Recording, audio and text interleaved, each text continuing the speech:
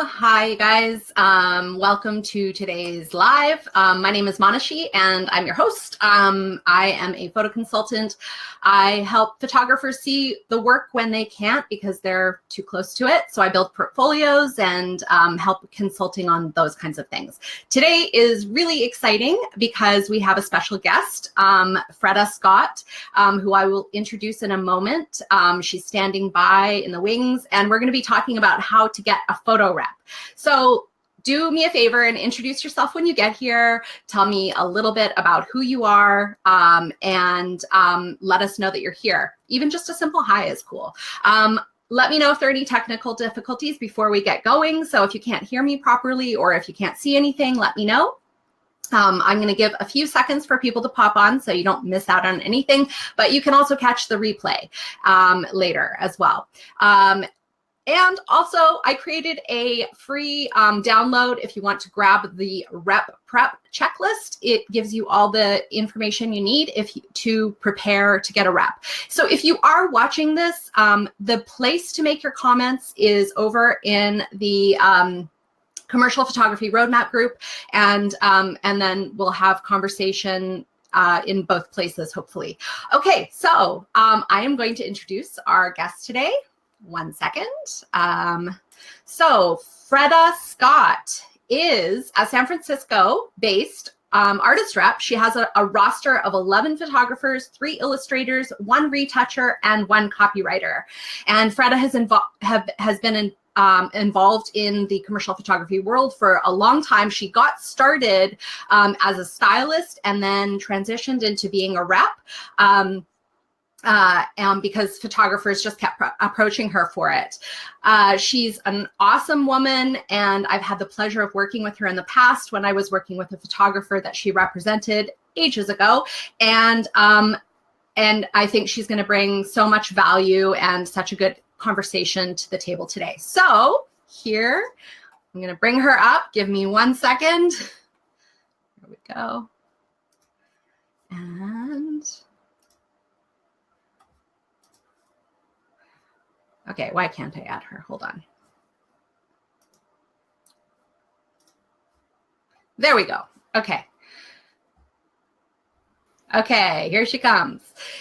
And I need to do that.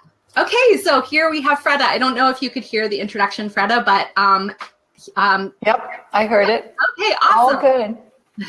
So we're here, and we've got some people that are watching us live, and I would love to hear from you. I told them a little bit about how you got started as a photo rep, but maybe if you want to tell us how you kind of came into this.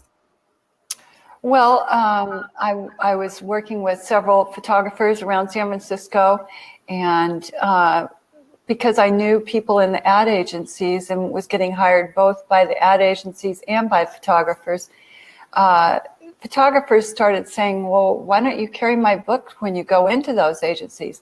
And I realized that could be a lot easier than doing styling, which, as it turns out, maybe not, but it was less schlepping to stores.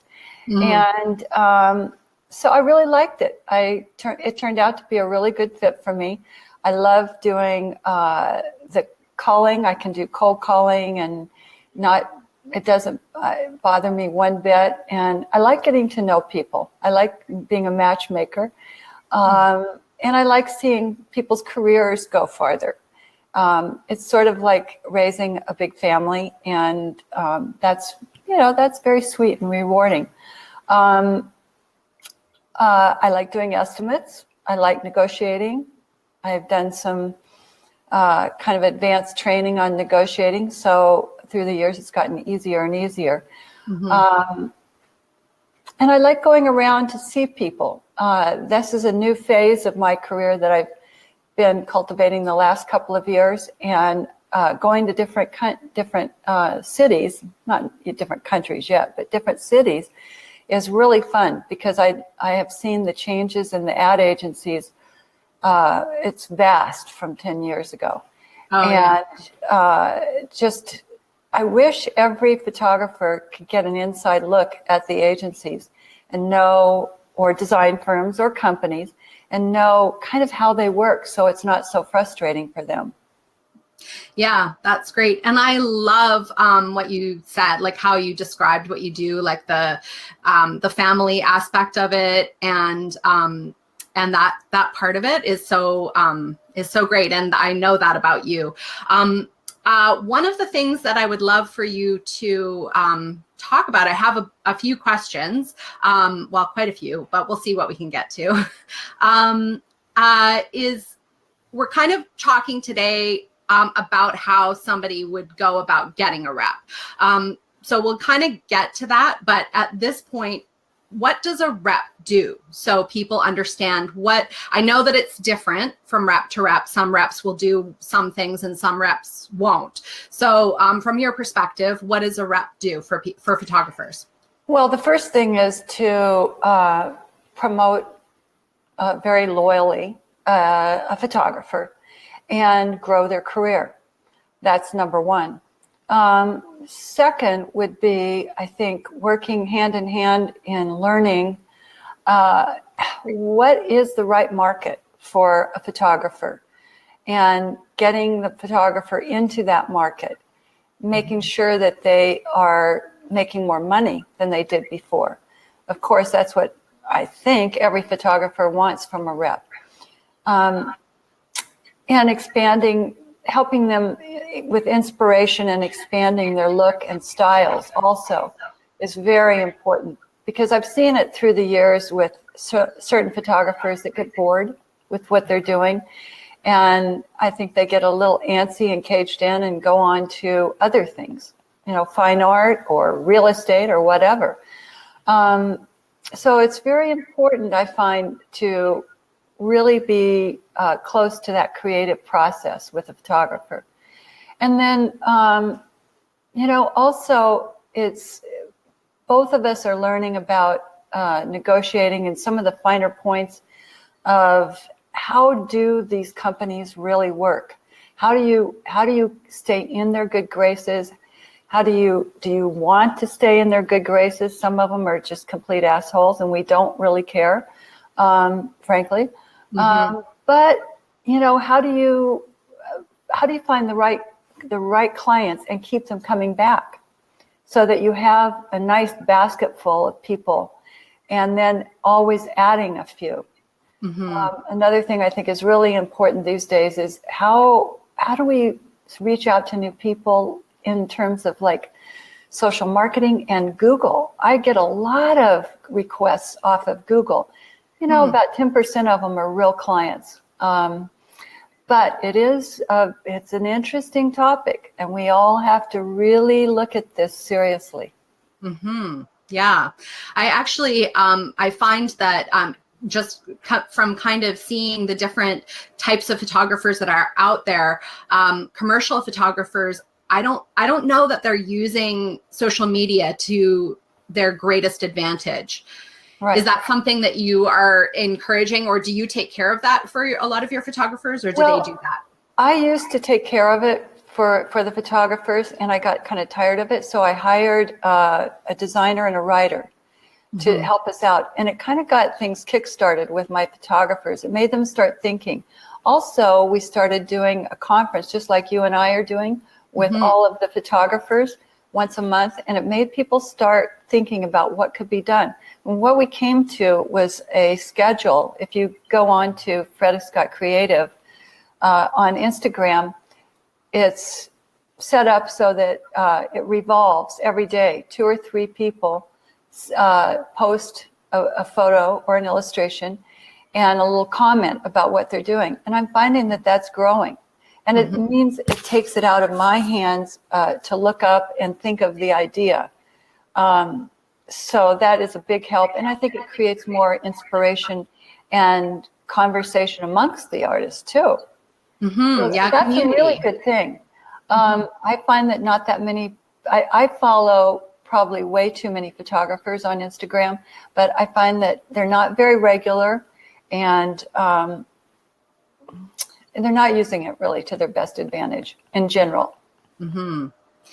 And so, okay, so this is one part of what you do with your photographers that you represent is help them with marketing. Right.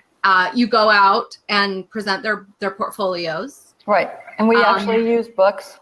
Yeah. And so how much of that, because I know that is something that's changed a lot over the years, how much of that is printed books versus iPads versus websites? I don't show on an iPad at all anymore. I only show a sizzle reel of our motion work, and I think motion is very important these days. But having a nice looking book is really, really, really important. And people, when they come into these meetings, they fondle them, and they're like, this is so fantastic, getting to hold a beautiful book. I think they're very impressed. You don't have to spend hundreds or thousands of dollars anymore on a book. It's really much more immediate and easy, and a lot cheaper than it used to be. Yeah, and I do find that there was a surge for a while where people were doing iPad or just websites and scrapping the whole book, and it's really come back as that, tangible. People really missed it, I think. I think they did too. And they all say to me, I could go to anyone's website and take a look at it. Yeah. Yeah, I was just having a conversation with somebody yesterday about the difference between the digital experience and the, the visceral experience of holding a print or whatever. And it has become a lot more special again, which is great. Right. Yeah. Okay. So, and then estimating. Right. You estimate. Not all reps do that. Is that right? Well, it's interesting. I'm wondering, I'd love to get together with some reps and actually find out currently what they're doing, because the way, 20 years ago, reps were almost as much producers as they were negotiators. I think that has probably slimmed down because there are producers out there that help the photographers. And I try to stay away from being the producer, because I want the producers to tell us everything that they need. And sometimes I can't guess those things. Right. Some of our productions are very, very complex. And if I may not know that there's home protection insurance or, some other items that cost a few $100s, and people will go to the mat over those few $100s. Yeah. So we try to pull in professional producers whenever it's at all possible. Okay. So it's kind of a conversation. It's yes, you, the producer, the client, and the photographer. Yeah. And getting the agency art buyer or producer involved too. Yeah. Trying to get as much information from them and what will fly. That's always part of the challenge with this. Okay, so online, you do online stuff. You take people's portfolios into live meetings with people, with potential clients and agencies. Right. Okay, so then let's talk a little bit about how somebody would approach a photo rep, how somebody would get to the point where they would be ready to get representation. Well, yesterday, it's an interesting question, because yesterday I had someone that approached me. I probably get 5 to 10 photographers a day sending me their links, or maybe sometimes they don't even have a link. Yesterday there was one that didn't even have a link, which I thought was kind of strange. But a guy approached me who is an architectural photographer, and I said to him, I probably wouldn't do you any good, because I don't go to architects or developers. And honestly, the work that you get is not high enough paying for what would pay off from me. And I said to him, unless you're making $3,500, $4,000 a day, it doesn't really appeal to a rep, or at least to this rep, because there's a certain economic equation in this where we need to be paying for our time, and the way we get kind of paid back for all the extra work that we do is the commission. Yeah. There's a lot of stuff that we never get paid for, a lot of, time spent cultivating people that never produces. Well, that's just, that's sales. But I had to be kind of, blunt with him that he probably doesn't have the type of career that a rep would be interested in. And so you think about that, you know, where do you want to go as a photographer? Where do you see your work appealing? I've noticed that recently there are two areas that I've been really on the bandwagon about for the last couple of years, and one is food and agriculture. And I'm finding like on a photo editor, there are a lot of promos that he puts out. And there's some fantastic photographers promos and photography being done on those two subjects. And I think that those are huge in our culture right now. Agriculture, everything is about these days about farm to table. How do we get what we have in our society? How do we make what we have in our society? And is it beautiful? Is it appealing? What's new? What's interesting about it? Is it healthy? All of these, you know, things go into a very visual language that photographers can make the most of. And it excites me to see photographers doing these subjects. Yeah. And agencies are using that. Yeah. I think that your point about making sure that the rep that you're approaching is the right rep for you as well is such a key thing. And I think a lot of, you know, a rep is not just, it's not just a rep. It's a rep that has a certain, you know, a certain roster, certain clients that they deal with. It's not necessarily go out and get any rep. It's like, Right. Very specific. Where they go. Ask them who they like working with, who their clients tend to be out in the world. One thing I've found is I'm working more with companies directly. Yeah. So ask them, you know, do you go to companies like, say, Sprint or Apple or Cisco? Right. You know, all of any businesses that you think your work would appeal to. Yeah. And almost doing that research before approaching the rep, you know, understanding. I think it's kind of clear when you go onto a rep's website, what type of photographers they tend to represent and what kind of jobs what markets they're after. Do they fit into that market? Right. Like I've looked recently at Stockland Martell. They're one of the top rep companies in New York City. And it's obvious that their productions are very, very high end.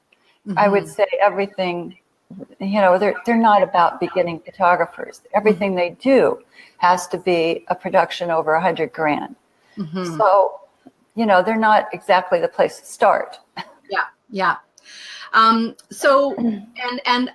Okay. And then also, you know, you have 11 photographers that you represent. I know there are some reps that only take 3 photographers.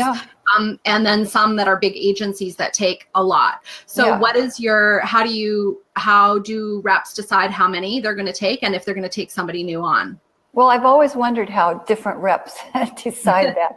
I think maybe it's how much they want to work. I like having a wide variety of styles. And I think that that's one thing that people say to me when I go to these agencies. They go, wow, all these people are very different. And they're sort of surprised that I've got this collection of, it's sort of like charms. Everyone is very different. And that's important to me.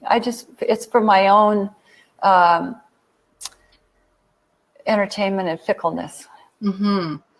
So when you go in to visit a client, do you oftentimes show multiple photographers' work, or do you usually have one photographer in mind for the project? No, usually when I do a go-see, I'll take in as many as I know I can get them to take a look at. Like usually it's 7 to 10. And, you know, like if I know that they don't do any food photography, I won't take the food photographers. If I know they don't do any tech, I won't take the ones that do tech. You know, so I do my research before I go see them on what I know that they might be interested in. If I'm going to talk with someone specifically, I'll usually take 3 or 4 photographers. You know, if they tell me I've got this one client and this is lifestyle photography, I'll take 4 photographers, and then we'll talk about, of those, which is the best fit, or which 2 are the best fit. Yeah.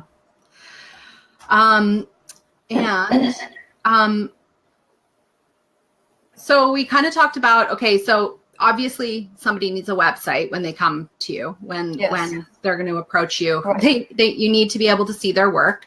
Do you find that you often look at people that you don't know about yet, or do you mostly like to have been introduced to them already through, whether it's social media? That's a great question. I actually prefer to be introduced to photographers because I want to know if they're being thought of well, if they've got a good referral from someone that's worked with them. There are people that I've taken on that are just called me cold, and it happens to have worked out well. But I don't generally work that way just because it takes longer, and it's a little more. It's just a little bit more random. Yeah, you don't have that kind of established rapport a little bit. Right. If I know that Mr. X at this agency has used them, then I'm more likely to talk with them because I'll go, oh, well, I know he's got good taste. And if he had a good experience, that's at least one point in that person's favor.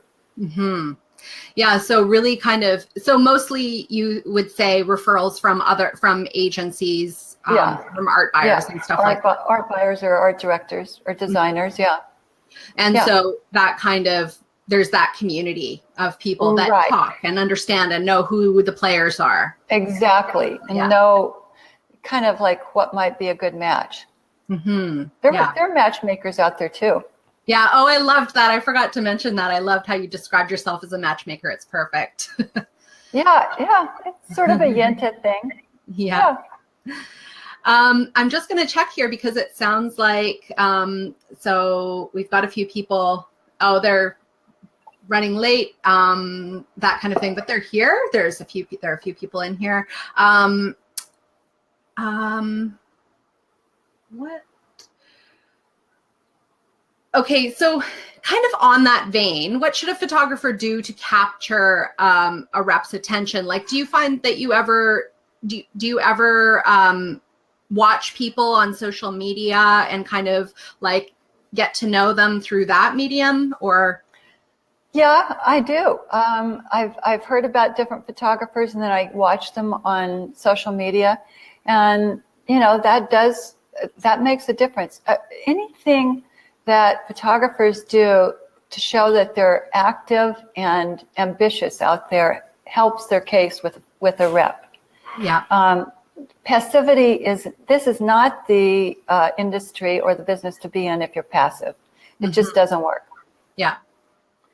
And do you ever, I know obviously we talked about how you, as a rep, your income is based on what your photographer's income are. So you want to be working with people who already have enough income in their photography business that it's going to you're going to build on that, but it's a base.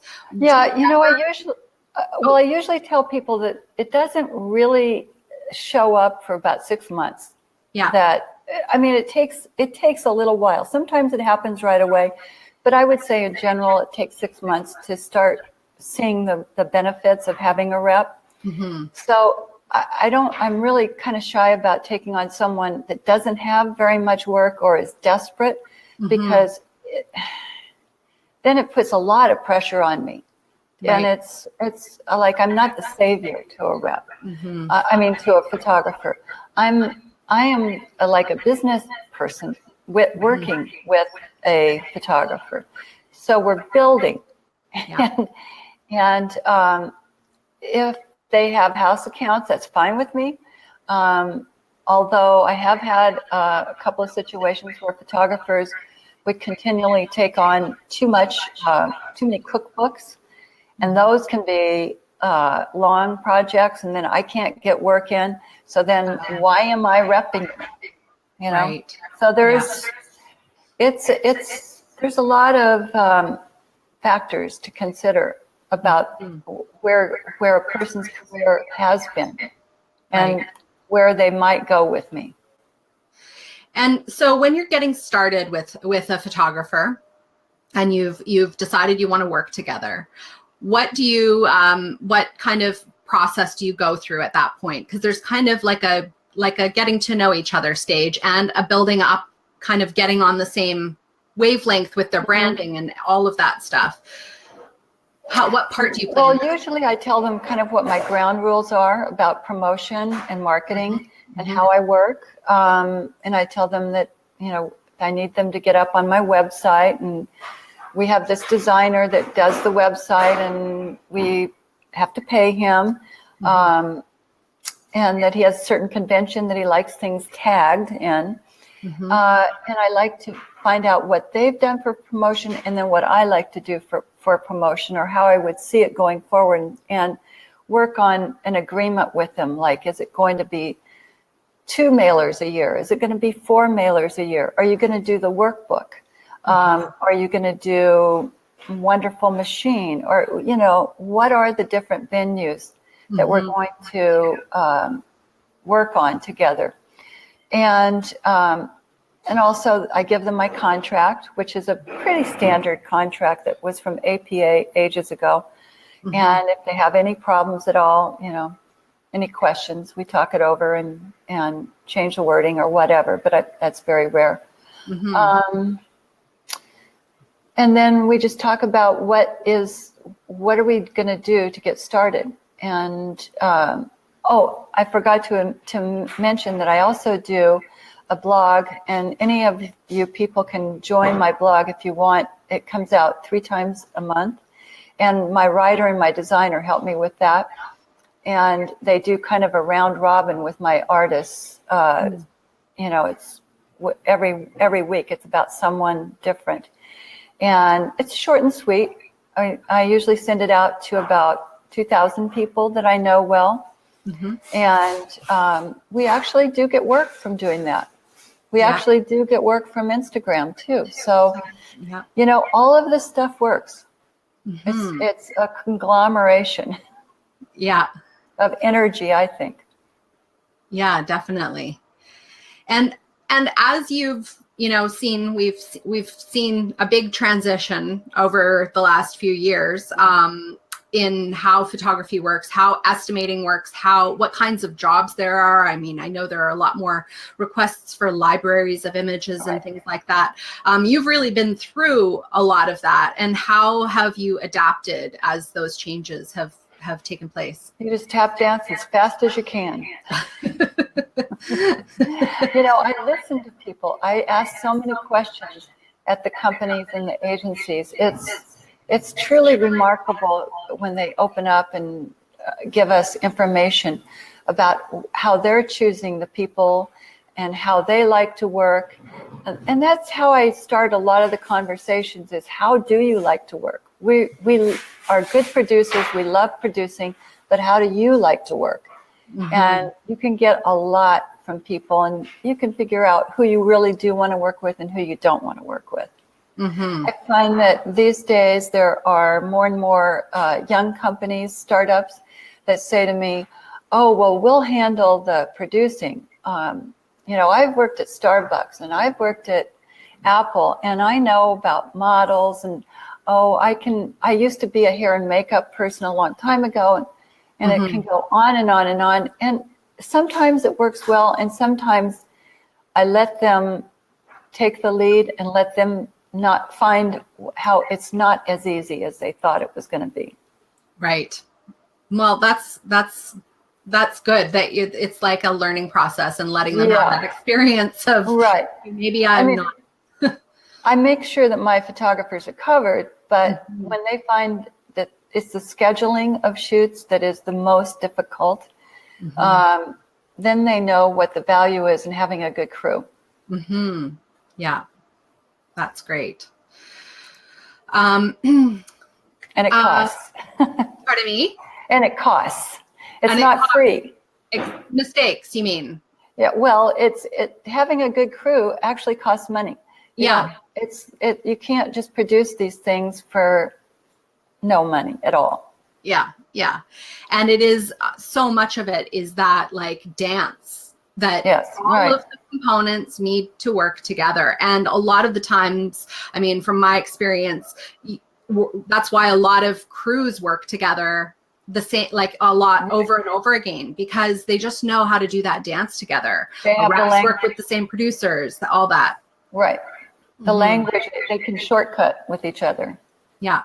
Yeah. And then you introduce somebody who maybe doesn't understand that dance and things can. I want to make sure I'm not missing anything. We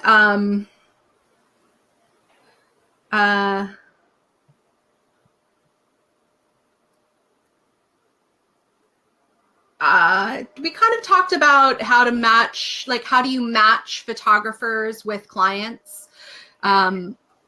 Well, for instance, I have one photographer who does active lifestyle and outdoor photography.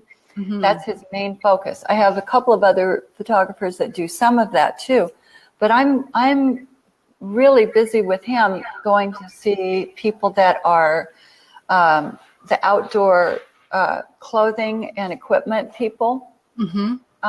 So it's very obvious, you know, what he does.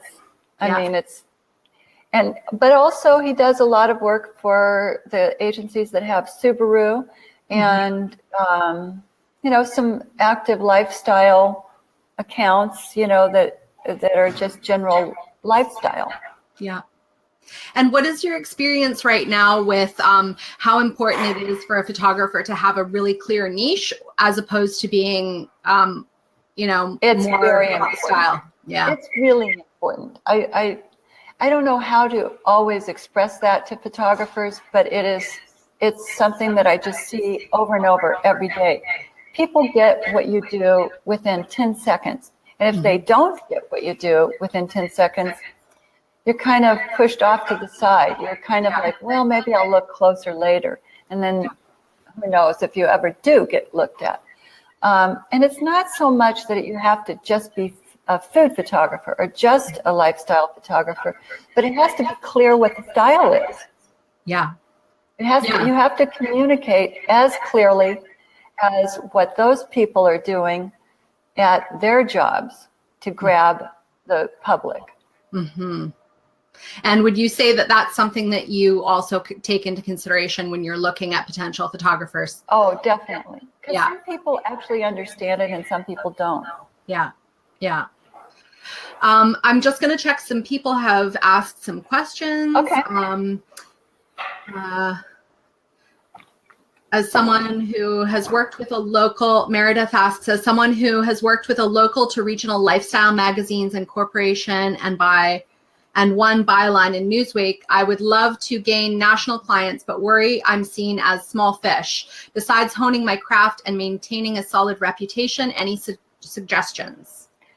Well, most reps won't take on editorial photographers because they don't make enough money. I mean, that's just another economic equation.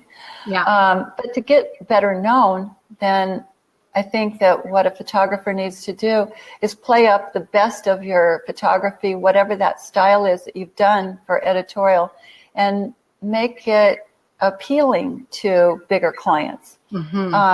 You know, there are quite a few photographers, and you can study them, how they've done it going from editorial to advertising and back and forth and back and forth. And they've done it, but it's a true skill to be able to do an editorial style for advertising or for big companies. Right. There's no real formula for that, except I would say you have to appeal to those people that have the bigger budgets. Don't ever feel like you're just a small fish. Everybody starts out as small fish. So, you know, you got to get started somewhere. Yeah, totally. Laura asked, rumor says that reps prefer taking photographers who already have busy schedules with great client base as they present promising profits instead of investing in newly starting photographers. Is that true? I think we covered that. Let me just say about that I'm exactly the opposite. I would rather start with someone that doesn't have a ton of clients. That's not my strategy, even in the slightest. Maybe some reps, query them. Maybe some reps do. But my theory is I'd rather build up the clients that they enjoy and consider plum clients, and that they can make, a lot of money a year from. And that way they'll stay with me. Yeah. Why would they, if I only bring in a few little fish for them, why would they stay with me? Yeah. Yeah. And it is a relationship. I think that's the other thing to make note of. It's not, you're not just interviewing photographers, they're interviewing you, and it's a conversation. Right. Yeah. Right. There's a gamut out there, a wide gamut of what people are up to. Yeah. And I think that is so true, like that it isn't necessarily the quantity of work that a photographer is bringing in, it's the quality. Right. I would say about most of the photographers that I have, they have their own house accounts. They have some of those. And both of us know that they aren't maybe the highest paying, but they're good clients to that photographer because they've had them for a while and they're loyal. Yeah. But then I bring them the clients that are like, the $5,000 to $10,000 a day clients. And so it all works, it's like then we're building. Yeah. Yeah. That's great. I think that's all from the group so far. And Megan earlier on said, Freda, you sound like the perfect rep. I can't wait to hear everything from you. Thanks so much for doing this. This was at the beginning, so.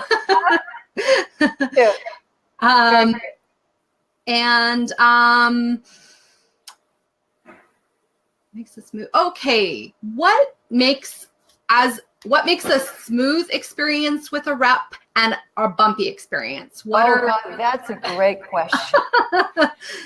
I could talk about that for 4 or 5 hours. It's an interesting chemistry that is between two people when it's just easy to talk to them. And I've actually had a couple of people where it's almost like we're on two different wavelengths, and it's just so difficult. I would say for me, I want to find people that aren't adversarial, and they trust me when I'm telling them, like about estimating and pricing, that this is where I think that we can push this with the client. If the photographer's always at odds with me about whether they're getting paid enough, if they feel like they're getting cheated, or if they feel like, I'm too bold or something like that, then there's this tension that is just uncomfortable. It's like, most of the people that I choose, it's easy. It's like a good relationship with, a boyfriend or a friend. And we just, we get to talk back and forth. Well, maybe we should take this down, and maybe we can bump that up. And maybe we ought to add twice as much for usage, and it's just an easy conversation. And then also, I would say calling me back and talking with me is very important. I talk with my artists every day, or at least 2 or 3 times a week. And I do actually have one artist right now that is so busy that he hardly ever calls me, and he'll text me at the end of the day and say, "Oh, I'll call you tomorrow," and then he doesn't call me, and he texts me the next day and says, "I'll call you tomorrow." And it's just, I love him to death, but it's so frustrating. It's sort of like, I need to be able to converse with you about what we have going on pretty often. And there should be a lot happening, I think.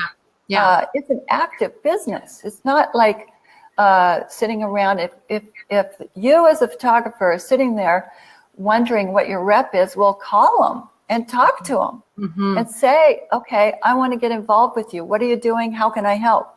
What do I need to do next? I like people like that are active with me. Yeah. And if things aren't working, what are we going to do? Mm-hmm. You know, I just had a conversation with one of my photographers about how I think he needs to take the 3 books and combine them into one book and get rid of half of what we have in the portfolio because it's not as necessary. And, you know, you just, it's a live animal that's working between you. So that's what I like. Mm-hmm. And it is, again, it's that conversation. It's not just, oh, I've hired a rep, they're going to go off and do the work for me. You still have to participate as a photographer. A lot. It's a management job. And sometimes I tell my photographers, go take a course on management and, you know, do a quickie on how to be diplomatic and manage me. Yeah. Well, you've said a few things that I think are really important takeaways, which is communication and loyalty. I think that's also, those are such big things in the industry. And working with a rep, like you have to have that, that trust too, like trust you to do your job so they can do their job. Right. And I talk to my people often, and they talk to me about what projects they're planning on doing that are personal. You know, what are you doing that interests you? Do the farmers in upstate Washington interest you? Yeah, go shoot them. Do a little piece on them for 2 days, and let's see what you get back from that. And let's make a little booklet out of it. You know, there's always stuff like that going on, and if there's not, I feel it's not interesting. It's not interesting enough for me, and it's not interesting enough for our clients out there. Let's talk about that for a second, the idea of creative work, because I think that a lot of photographers, especially photographers who are want to be more active in commercial work, think that they need to let go of creative work. And it's so important to keep doing their creative work. Yes, you guys have to. You have to keep alive that way. It's sort of like, I hate to say this, but you've always got to have some sort of thing at your back that says you have to create the next best thing. You have to. You haven't reached your pinnacle yet. You haven't done your most creative work yet. You have to keep going. And if you don't have that fire, it just doesn't, it shows to clients. It's just, you come off as a little flat. And, you know, you could get by, but I don't know. It's the most exciting people are doing those things. I think also when we were talking about niches, that I hear a lot of photographers say, well, yeah, I could do that and I can do that. And I'm really good at this and I'm really good at this. But when you're good at all of those things, it really deflates the passion part of it. Right. I would say to every photographer that I've heard that sentence, oh, I could do that. I would say, just strike that from your mind. Get rid of that, please. Because that is a fallacy. Sure, I could be a bodybuilder, but I'm not going to go out and be a bodybuilder. I'm not going to spend the time on it, nor do I actually have the body that wants to do that. So you probably aren't going to do that. I have one photographer that he's done a lot of fairly inexpensive wine work in the state. He says, well, I could be a wine photographer in California. And I said, yeah, you could be, but guess what? They make about $1,500 a day. And in order to convince those people, you've got to be there. And do you want your book watered down with all of that wine stuff when you have this other work that's much higher paying and you like it more? So you can't be a three-headed Medusa and think that you could do all these different things. It's not realistic. So get rid of that. Yeah. And it also, like you said, it waters everything else down. And I had a thought. Oh, well, it'll come back or it won't. Yeah. Is there anything else that you would like to add? Well, I think we've covered a lot. I love the topic of the photographer saying, I could do something. And then it's, it's always a photographer that doesn't have enough inspiration to do something passionately, I find.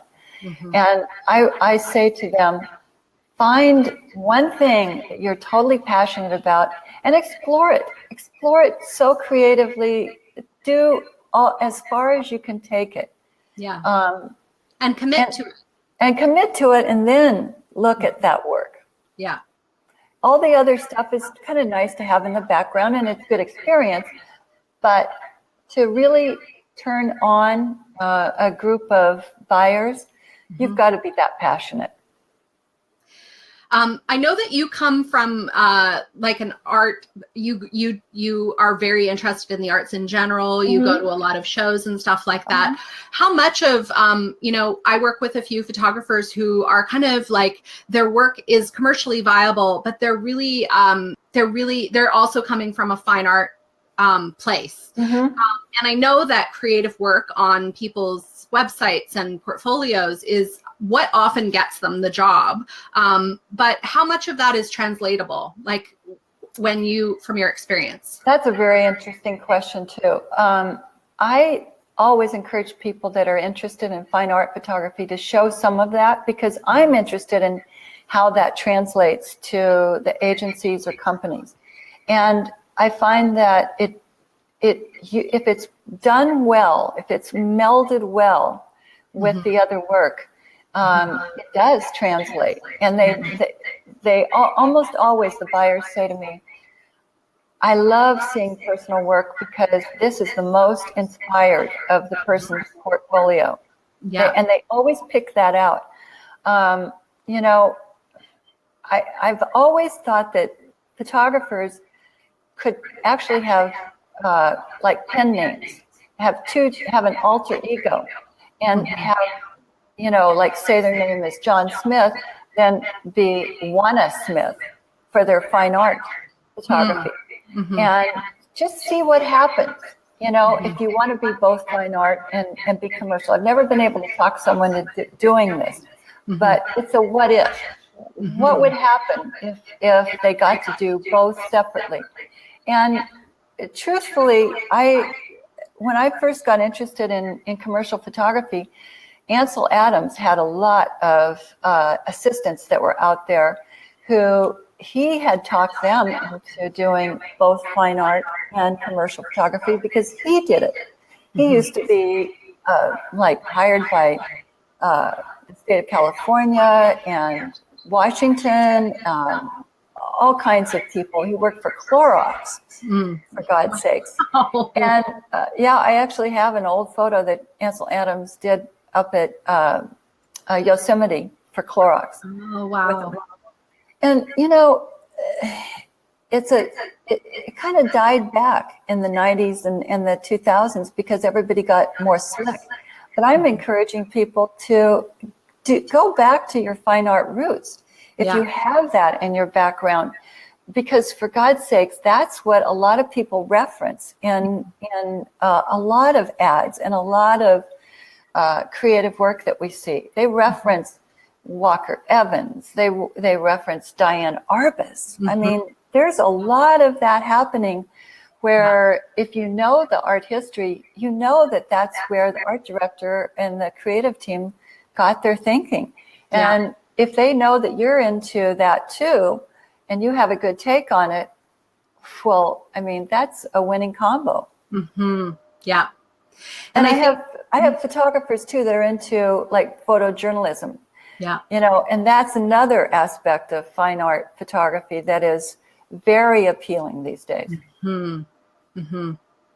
Yeah, I've definitely noticed a change in I think a lot of photographers that I talk to think that, commercial work means polished, means perfect, means all of this stuff. And there is definitely a shift in that, just in terms of going back to real life. There's that. And then also that like creative energy that I'm seeing come back in, like you said, like the photographers that are getting hired, like Ansel Adams, to do what they're really good at.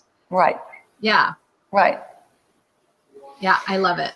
Yeah, I mean, my active lifestyle photographer and I were just talking yesterday about how all these outdoor wear companies, shoes and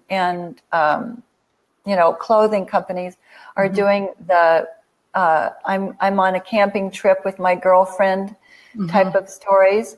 And when is that going to end? I mean, that's got to run its gamut. I mean, we've been seeing that the last year or two, and so what's the next thing? Yeah. You know, think of what's the next thing. What if you're a little bored by that, then think of something that you think is interesting. Exactly. Yeah, I know. Do what you want to do instead of trying to fit the form. Exactly.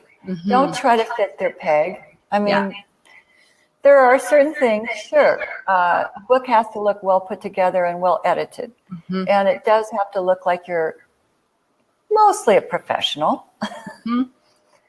But do what you think is good thinking and good taste. Yeah. I have a question about, because there are a few people in the group who do like travel photography. And I know a few of them have said, like, there's this big surge now of people who are not photographers, like maybe influencers who are getting like commercial jobs, especially in the travel space, it seems. What are your thoughts on that? Yeah, that kind of confounds me a little bit because I'm sure they're not getting paid very much. And that it just feels to me like a cheap way for those companies to go. And I have talked quite a bit with some companies around the Bay Area that do their startups or agencies that have startups, and they say, oh yeah, our clients like to use these influencers that they get for free. And for free? Yeah. Well, there are fans of their products. Yeah. Say, like maybe you're a fan of Keen footwear. And so you send to their marketing people, 5 shots every week of their shoes in motion. And the marketing director says, hey, this is free photography. And I'm just using them. I don't know that's for sure with them, but that's the kind of thinking that happens. And I think what's going to happen with all that is that they'll get tired of finding that those people are not professionals and that they're not regular. Yeah. They're not reliable. Yeah. That makes sense. It confounds me. I know. It's a totally different, that whole part of things is a very different ball of wax. Yeah. It's an easy point of entry into the business, I think, too. Anybody in the group, anybody who's watching right now, there's a little bit of a delay when you ask questions. So Freda and I will stay on for a minute here and answer any questions you have before we get going. I think you've answered all of my questions right now. Is there anything else you want to touch on that we haven't yet talked about? No, I think this has been a really good conversation. Yeah, it has. It's been so great talking to you. And I really, really appreciate you taking the time out of your day because I know you're very busy.